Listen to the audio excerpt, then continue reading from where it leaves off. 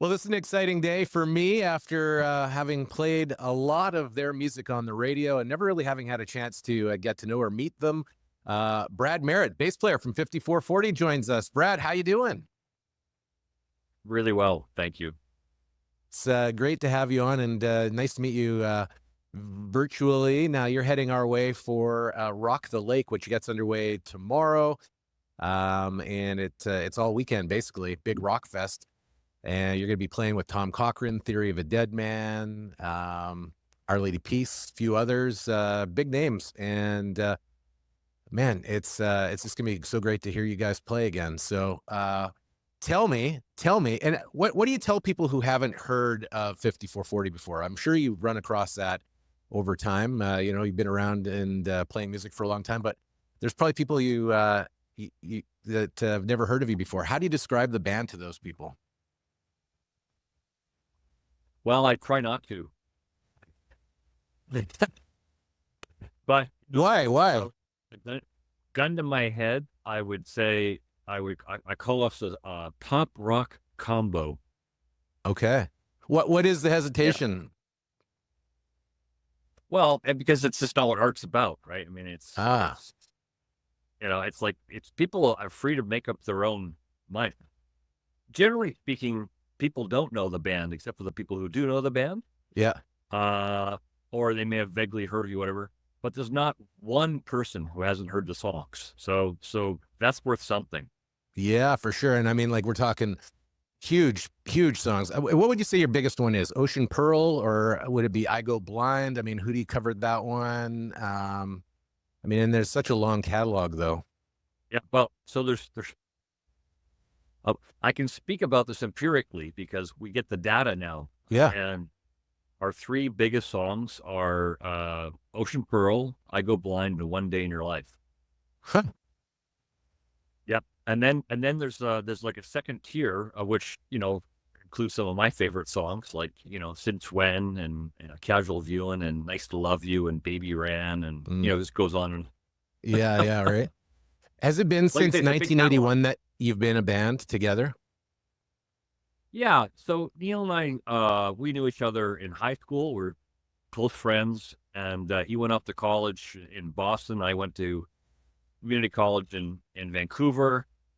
And the punk rock scene was just in full effect, in the late 70s. And in 1980, I said, come back to Vancouver. Let's start a band. And we just get in this team. And we kind of got going in the fall of 1980, started writing songs and rehearsing. And our first real show, call it that, was on December 31st, 1980 at the Smiling Buddha Cabaret. Oh. So, Sorry, did you say Smiling Buddha Cabaret? yeah, Smiling Buddha Cabaret was our. Oh, okay. Because this is funny. I was going to ask you, how did you come up with the name Smiling Buddha Entertainment Complex in the writing credits at the bottom of my iPhone playlist here? Is that and is that your publishing company name? No, we do business as the Smiling Buddha Enjoyment Complex. So Enjoyment Complex, yeah. Yeah. Okay, and so that's like 43 some odd years ago. How do you keep in shape? You're looking good. I mean, like for being in a rock band for over 40 years, like you wouldn't know it. Like you're doing great. Got any regime, skincare, eating, health, mind? What do you do? Yeah. Do I? Well, I don't think I'm a great example to other people in that regard. But I don't. I believe everything in moderation, even moderation. So we'll leave it at that. Okay, fair enough. Now, long time ago, I recall hearing or reading something that as a band, and I felt this was pretty unique back in the day. As a band, you all share in the writing credits of every song that you basically put out. Is that the case and still the case? And, how has that, I don't know, impacted the longevity of the band, do you think? Oh yeah, so I think it's fuse, right? So yeah, it's a really good point. All the bands that we loved back in the day did that, Ah, kind of, you know, everybody, Joy Division, Echo and the Bunnymen, even Genesis back in the 70s, they were a fine, everyone wrote, and they all wrote together. Public Image Limited, uh, Echo and the Bunnymen. Did I say them already? I can't remember. Gang of Four. I mean, it's just, and then I think it does add to the longevity of the band because you're literally sharing, and it's kind of a Three Musketeers kind of philosophy, and it helps to, carry the day. It's we're walking the walk, not just talking the talk. yeah, yeah. Another band, obviously, it's been around a long time, the Rolling Stones. And I saw you in an interview recently where you said that that was kind of your personal favorite performance that you have been a part of as a band, 2006 Saddle Dome. Um, still your favorite performance? Well, I mean, I don't know how we played. You know, I mean, it's funny because it's Settledom's a big venue, and you know, but when we started playing, because they were restricting people coming in with whatever they were coming in with, cameras or contraband or whatever, we were probably 5,000 people in the building, and maybe 10 or 12 by the time we finished, um, so it wasn't the most inspiring situation, but we were on a complete high. I mean, met Ronnie Wood the week before because they had a week off in Banff, and we did a show there and hung out, and Ronnie Wood came to the show, and we went out with him afterwards for a couple drinks and a little visit, and then the day of the show, he ushered us into Keith's dressing room. We met Keith, and Blondie Chaplin was there as well, um, and then before after we finished playing and before they went on, we got our photograph taken, Sam, and met Nick and Charlie, and it was absolutely, it was, you know, as much as you could possibly ask for as a rock and roll music band, and of which we are, right? I mean, we started off that way, and we still are to this day. I mean, we still approach what it is we do from a fan's perspective. We feel that when we play a show, we're very much in this together with the people who come to see us.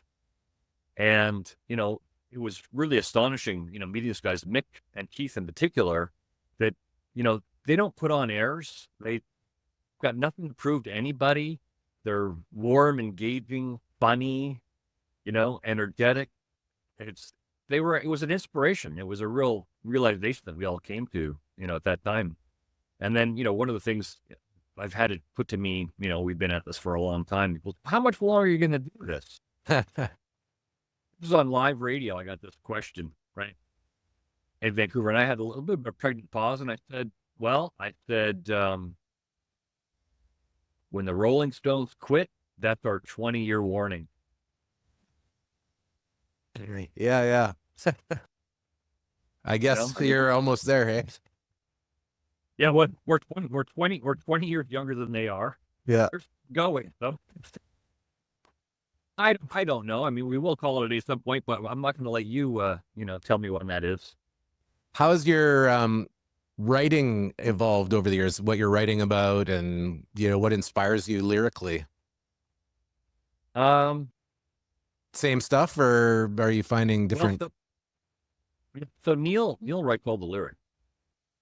Um, and I didn't know I that. think no, Neil is he writes. I mean, I lyric in the early days. Um, for our 1981 release, I got a couple of songs there where I wrote the lyrics. Um, I felt he was better at it, and he had more to say, was more interested in that process and expressing himself that way. And So you have to ask him that question. Yeah. Um, yeah. I mean, so the last record, first of all, I mean, basically we consider a record just that. It's kind of where we are in that moment of time when we're writing in it. So whatever's happening at that time influences what's going on. I mean, there could be some stuff lying around. Neil always keeps a journal. He's got scraps of paper all over the place, which he goes back to. The creative process initially was we just kind of jam stuff out, and we got him into a bit of a trance, and then he started. He would get up to the microphone, and he would kind of hash out a bit of melody vocally, and then maybe a word or two. We'd record it, he'd write down a few things, and a few days later we'd have more or less the song. Now he can come in with an idea. He can come in with a complete song. He can, it changed, right? But this last record we just did, West Coast Band, Mhm. was kind of written and conceived during COVID, right? Where we couldn't get together. We had a weekly Zoom meeting, and, we ended up, it was more social than business. And everyone's kind of telling stories. And once again, Neil's taking notes, literally and figuratively. And then he starts sending these files. Like, here's an idea for a song, right? And he'd send it to Matt, and Matt would put some drums down. And he sent it to me, I put some bass down, and then I would go to Dave, and he'd, put guitar down, and so it's our first and only record, and when I mean only, it will never be done again.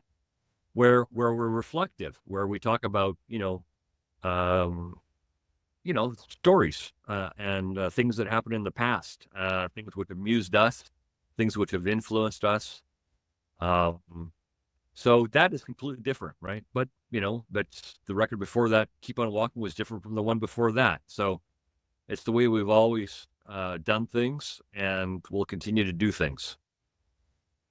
And speaking of which, technology, things changing a lot these days with the further and continued development of AI. What do you think about AI and its potential to impact this industry and arts and music and everything else? Have you put any thought to that? Uh, well, it's not exactly a existential question for us. I mean, I don't think we're going to get replaced by No. AI. Um, I think that uh, can be used. I think it could be helpful, and I think it could be used for good. I think it can be used creatively, creative purposes, as long as they're not trying to fool anybody. Um, you know, AI does not work without the amalgamation of everything that come before it, right? All it is it can synthesize and process information which it's fed to come up with stuff, you know. So, at the same time, I think that we will have to see. But it's like I read about it all the time. I have never experimented with Chat GPT or anything else because I really don't care. I, I think it's a generational thing. I think the generation just after me is going to be.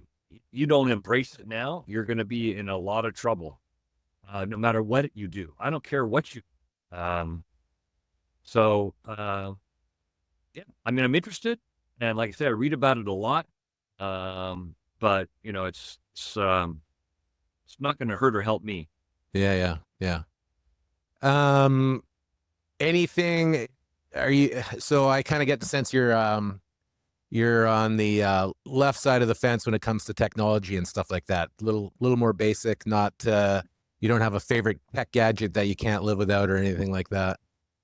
Um, well, I mean, I have a phone. Yeah. We're communicating through that right now.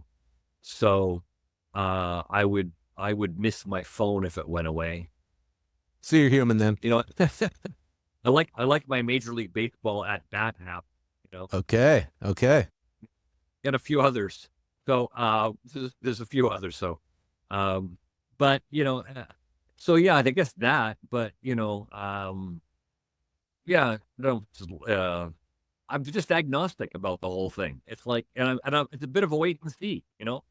Um, and people can prognosticate all they want, right? And I've got time for that, right? So, um, and I am, but once again, I don't know what's going to happen or whether it'll be good or bad.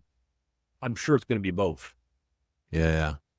On your phone, Apple or Spotify for music or something else? What do you normally? Yeah. So yeah, Apple, just because I'm in that ecosystem, uh, files sound better. Um, Matt, the drummer's Spotify. Well, he's actually, everyone else is Spotify, I would say. And Matt gets most of his music from YouTube. He actually spends the $15 a month, whatever, and he liked that the best. So we're a bit all over the map.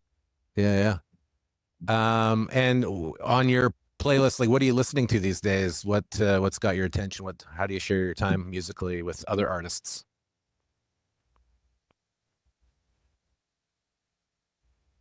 I kind of like, I remember Neil Young did this interview about 15 years ago, and they talked about new music. He goes, yeah, he goes, I kind of have to ration my, and you know, I'm kind of like, I'm interested in the kind of the pop of the day, and what's happening because, you know, whatever, it's reflective of what's going on in music. It's the popular stuff, like Beyonce's latest record. My daughter played it for me. I go, yeah, I get it. Cool, right? Um, but I play rock music. I like rock music. I like new rock music. I like rock music that's influenced by, similar things that I was influenced from. A band that had a hit last year, from the UK called Wet Leg. I really like them. And I wish I could have seen them at the Commodore, but we were out of town. Um, so, what's happening? I think Canada, really punches above its weight musically. Um, um, so, I definitely was on the edge of my seat for the Kendrick Lamar Drake showdown. Yeah. Could get enough. Katy Perry or Taylor Swift? Where are you on that one? Katy Perry or Yeah. Taylor Swift? Yeah. I like Katy Perry. Yeah. Yeah, because she kissed a girl and she liked it, and so I can relate to that. And she's completely partisan politically. She's just a solid Democrat. I think Taylor Swift she's going to try to sort of sit on the fence as long as she possibly can, so she doesn't alienate anybody. So that's Katy Perry. Okay. Okay. And I don't know where to go next, but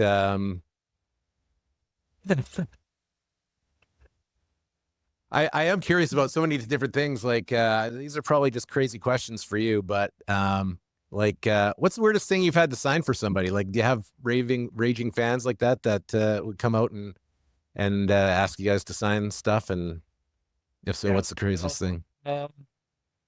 Canoe paddles. Oh yeah, very Canadian. Body part. Yeah. Yes. Various body part. The canoe paddles very, very, very Canadian.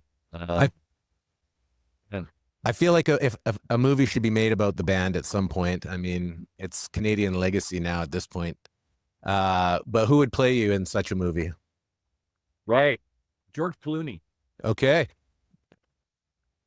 Me too. And I think I don't know, maybe Seth Rogen, okay. Jade Baruchel, maybe. Um, yeah, it's hard to say. Um, uh, yeah, Kyle MacLachlan probably could do it. I like the Seth Rogen spin. That's cool. Yeah, yeah. And one more loopy question. If you're on a desert island with the band, you're stuck. which bandmate would last the longest, survive the longest, and why? Oh, that's a good one. Well, I think it would be me. Mm. And I don't know if I'm probably not the smartest person in the band. Um, but Just the most I think savage. well, it's yeah. I mean, there's aspects. I think I'm just the most resourceful. Ah, You know, okay. and I think I think I'm probably the most analytical too. Mm. So I'd be able to assess my situation, I think the best, and then plot some sort of course of action, and then execute it. Okay. I mean, now I'm flattering myself here completely, and I think really the only way to determine this would be actually to put it to the test. Great. So We have this little so island called that could, Rattlesnake Island just off the point of across the lake from Peachland. We could try it there. I know exactly where it is. I know exactly where Rattlesnake Island is. Um, so yeah, that would be funny. I think people So would watch it. I'm also the best swimmer. There's no question about that. The best swimmer. Well, I'm the best swimmer. I just swim competitively, and I've got my Royal Life Saving Society and my Red Cross leaders, and I okay. still swim lengths, and maybe that gets back to how I've lasted as long as I have. So I still swim. There it probably is. Probably is the magic formula right there. Gentle activity, but yet strenuous all at the same time. Mm. So I understand you love getting out and seeing live bands whenever you can. Something you like to do after shows or when you're on the road. Do you have any plans to do that while you're here for this one? Well, I think so. I mean, we'll see as many bands as we can in Kelowna. The problem is we're making our way back from Ontario. We play a show, an afternoon show, on Saturday, and then we race to the airport and then fly to Calgary, stay at the airport overnight, and then fly to Kelowna in the morning. So the first thing probably will be a nap, and then we'll get up and we'll make our way to the venue, and we'll see as many bands as we can before and after us because we're not leaving till the next day. So Great. If you get the chance ever, local band, I think you'd appreciate it. They mix the bass pretty high into the mix, and it's a threesome. Just thumps. Kind of got an alternate kind of vibe to it, I guess. Teenagers in school here called Freeze the Fall. Have you heard of them? yeah, I have. Have you? Yeah. So Yeah. they're a Kelowna band, and I'm just pumped for them. I think they're going to do great things. They just sound so good, and you can just tell they've got it. They've just got it. Talk about punching above weight. I mean, Kelowna. We rated Kelowna for our second drummer. Daryl Newdorf was in a band called Empty Set, Huh? and he was very very close with the guys in what were they called back then? Can't remember what they're called. But anyway, then they became the Grapes of Wrath. Oh yeah. Okay, yeah. Yeah, which are they're right up. What's the little town that begins Rutland? Yeah, I think they're from Rutland. Yeah, okay. Yeah. That's cool. All right. Well, I know that you've got things you want to do. I really have appreciated spending time with you and talking to you a little bit. Rock the Lake is happening this weekend, July 12th, 13, 14. You're on stage. Did you say on Sunday? Yeah. I don't know what time. I think we're on before Tom Cochran. I don't know what time that is. I'll have to look it up. Okay. Well, those who know, and if not, you can find out down below and get tickets. It's not too late to hear Brad and the team get together. It's gonna be awesome. Yeah, it's really gonna be great. I look forward to it. And this whole thing was, I would call it completely painless and verged on being fun. Awesome. Well, I appreciate that. I've enjoyed it myself. So thank you for your time and thanks for everything you do, man. It's been you've entertained millions for many, many years. So pretty cool. It's appreciated. Thank you very much, and we'll see you on Sunday. Sounds good.